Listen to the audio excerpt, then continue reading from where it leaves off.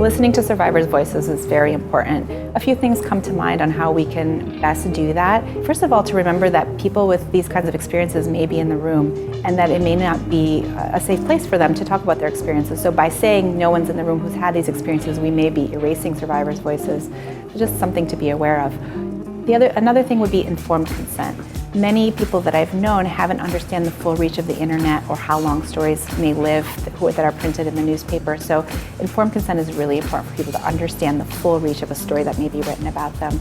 Another thing to keep in mind would be consequences. When we ask someone to tell their story, they may be admitting to criminal behavior that could open them up to future discrimination or even to legal consequences. Oftentimes when survivors tell their stories in front of the media, for example, say at a press conference or at a rally around legislation, their words can be used out of context. And I think that there's a real danger in using survivors' voices for a political end.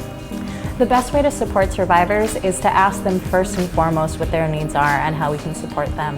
At the end of the day, they are the central people in this story and no one else. And so if we want to support the lives and the voices of survivors, we need to uplift them and we need to uplift their lives.